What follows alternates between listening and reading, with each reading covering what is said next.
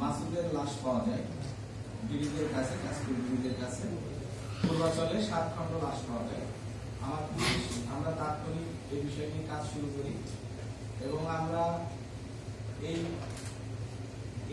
একটা অজ্ঞাতনামা লাশ আমরা এটা সূত্র খুঁজতে থাকি এবং গুলশান থানার একটা জিডিকে কেন্দ্র করে সূত্র খুঁজে আমরা এর মূল আসামি রুমা তাকে আমরা গ্রেফতার করি এবং এই রুমার সাথে শিল্পপতির একটা সম্পর্কের জের আমরা পাই এবং সেই সম্পর্কের পরিণতি হিসাবে এই খুনটা রুমা নিজেই করেছে বলে প্রাথমিকভাবে আমাদের কাছে স্বীকারোক্তি দিয়েছে।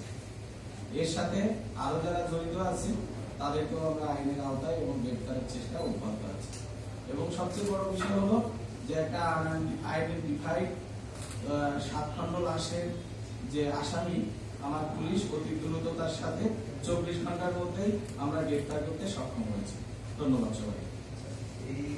আমরা শুনেছি যে আরো কয়েকটা লাশের ফটো উদ্ধার হয়েছে পরবর্তীতে।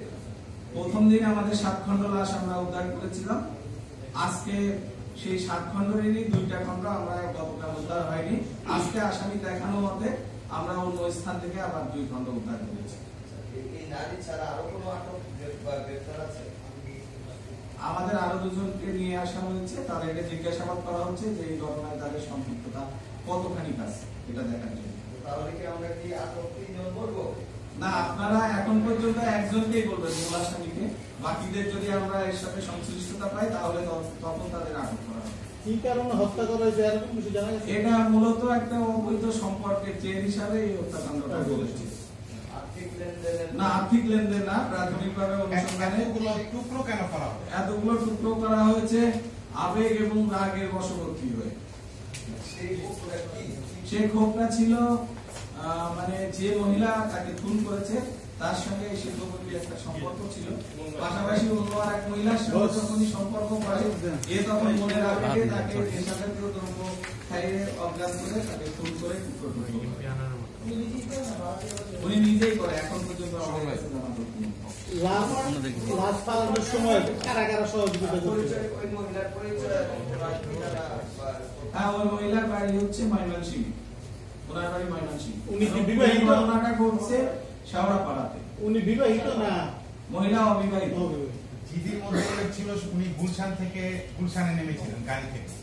আর ঘটনার হত্যাকাণ্ডটা কোথায় ঘটেছে? এটা শেওড়াপাড়া। ব্যাংক থেকে 8.5 লক্ষ টাকা উনি ক্যাশ নিয়েছিলেন, তার ব্যাগে ছিল। মানে সেই টাকা কি মহিলার কাছ থেকে পাওয়া গেছে? এই বিষয়গুলো আমাদের তদন্তের ভিতরে আছে, আমরা এগুলো তদন্ত করে দেখছি।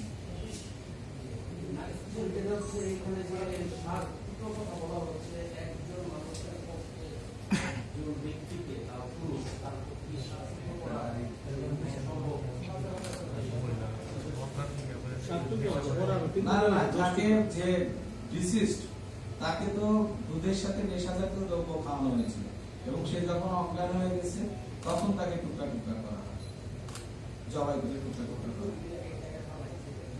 হ্যাঁ, ওই মহিলা ফেলছে এবং সে বিভিন্ন সময় ফেলছে। সে প্রথমে পাঠাও ভাড়া করে ফেলছে, তারপরে আবার অন্য সময় একটা সিএনজি ভাড়া করে বাকি অংশ নদীকে ফেলছে। আসামির কথা অনুযায়ী মার্ডারটা হয়েছে 10 তারিখে,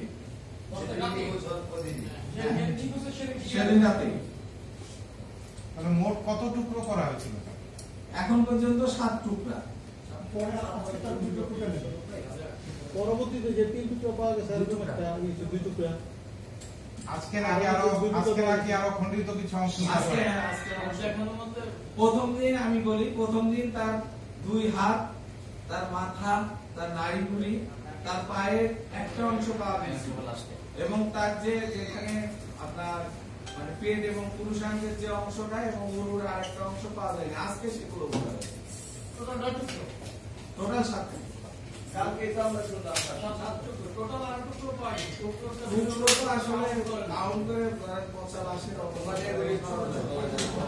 পাইছে, একদম 60 টুকরো বলা যায়। হ্যাঁ, অস্ত্র উদ্ধার হয়েছে। অস্ত্র না অস্ত্র জামা কাপড় সবই উদ্ধার হয়েছে।